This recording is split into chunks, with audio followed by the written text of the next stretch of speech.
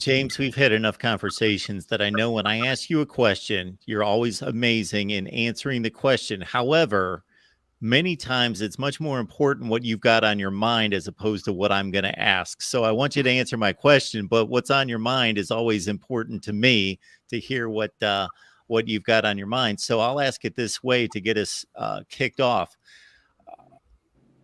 These recruiting weekends, what we hear, there's got to be a deplorable, atrocious incident or just a bad experience for a player to come out. And we rarely see it where we know, okay, you didn't have a good recruiting, but otherwise they're going to say all the right things and say the nice things.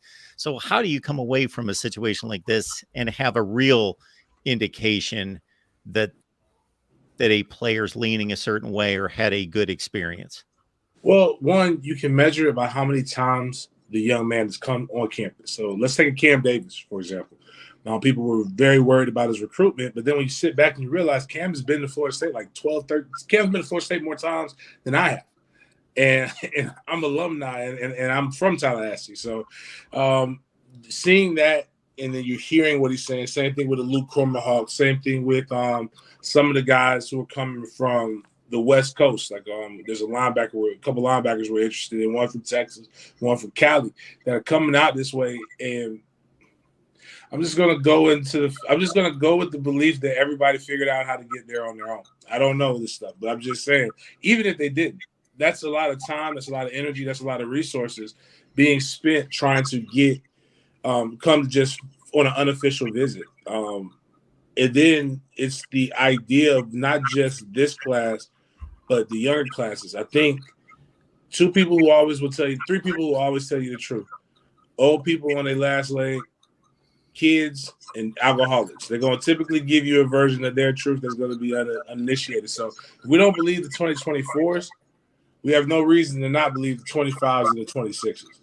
And they're getting guys who literally the 26s are ain't nothing but babies right now. So it's just it's very interesting and odd, but it's also the consistency in the message.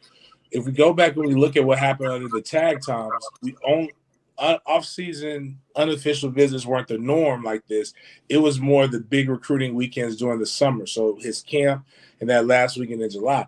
And out of those, you still heard things like unorganized. You heard things that were, and I think some of that had to do with the media, but even now, when you have the media, it just shows when you have the media, the staff, and everybody's on page, and they're creating this narrative that's nothing but hype and nothing but not mysticism, but nothing but hype and encouragement. It comes through. And then one of the things that I like to do, and people can call me whatever they want to call me. I'm not a fan. I'm not a media. I'm family. It's a difference. But when I get a chance to talk to some of these guys, I talk to them in a position of a guy who, yes, I would love for all of them to come to Florida State, but I want them to be great men, young men. They're going to have to coach my kid one day, maybe. They're going to have to do some other things. So when I'm calling John Cromahawk, Luke Cromahawk's dad, just to figure out, hey, I want to talk with him. I want to chop it up. He's telling me these things, and he's just like, he's excited. One of the things that we have with these kids are being so independent, and we're teaching them to be brands, and a lot of their parents have never walked this path before.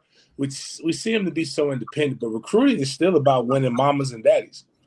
And when the mama and the dad are very, very sold on this place, very few kids going to go against their mama and their daddy. And when you got John, who's saw it from a 3D multi-generational approach. You saw the past nose, and he saw how Jermaine talked. He saw how James talked, and then he saw his the current nose. Then he saw the future nose in his son, and he could see his son walking down that path. And I think that's what they're doing the best job of right now, is allowing people to see their son, and then they're surrounding them by success. Jermaine Johnson being an All-American, getting his brick laid in there. Jameis Winston being arguably one of the best quarterbacks to ever play at Florida State, one of the best college football players ever. And they're both playing in the NFL, which is the apex of what this dream can be for you. I mean, I guess really the top would be the Hall of Fame, but we won't see that for another 10 years for either one of them, 10 15 years for either one of them. So to see the guys who have gone through the path, and you saw two different variations of it. One who came there as a freshman, had the red shirt, played another sport, figured it out. And then you see the other guy who went to a junior college, went to Georgia, one of the top programs in the nation, but got his accolades at Florida State. So as a young man, you can see, okay, well, I can bypass and I can go the long route, or I can cut all the BS out and go straight here. And when you have some of the top defensive ends in the nation, when you have some of the top quarterbacks in the nation, when you have some of the top wide receivers in the nation, some of the top DBs, and you mix them in with guys, again, another one like Ja'Shawn Corbin, who a lot of people don't really bring up, but Ja'Shawn was a phenomenal running back here at Florida State. Didn't get it done at Texas A&M, but got it done at Florida State. Wish he would have came back for another year. That'd have been crazy to see him, Trey Benson, Trayshawn Ward try to figure out how to get it done.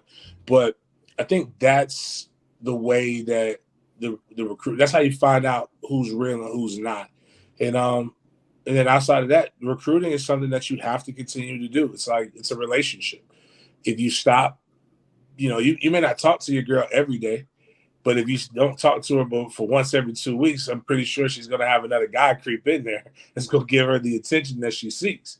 But if you're able to, make sure you got her every other day, or you got that thing managed real well, she likes the color red and likes roses, you make sure she gets roses every now and then, you're going to still be in there. And that's pretty much every coach that I've ever heard talk about recruiting in a off mic situation always says recruiting ain't nothing but running game.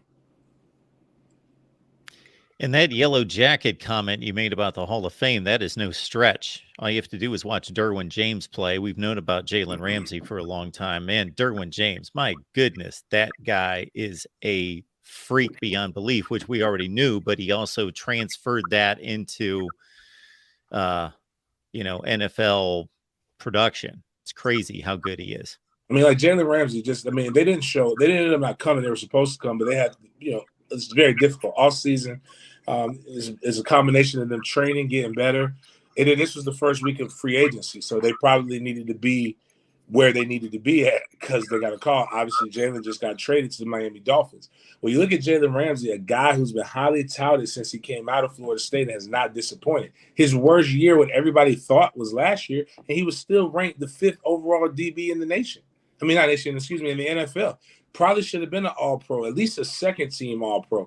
But he was Pro Bowl. And when you look at a guy who I think the only time he didn't make the Pro Bowl was his rookie year. And his rookie year and this year, the only times he didn't make All-Pro. That is dominance. That is something that you can't help but see that he came from out of Florida State.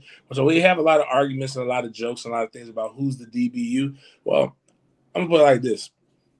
Ohio State and a lot of other schools may put out DBs. They get to the NFL. That's dope.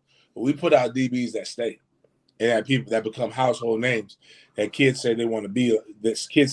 Like. So, I think obviously you talked about Derwin, who's just a freak of an athlete. I love and both good young men. And what's my guy's name? The DB that plays with Derwin.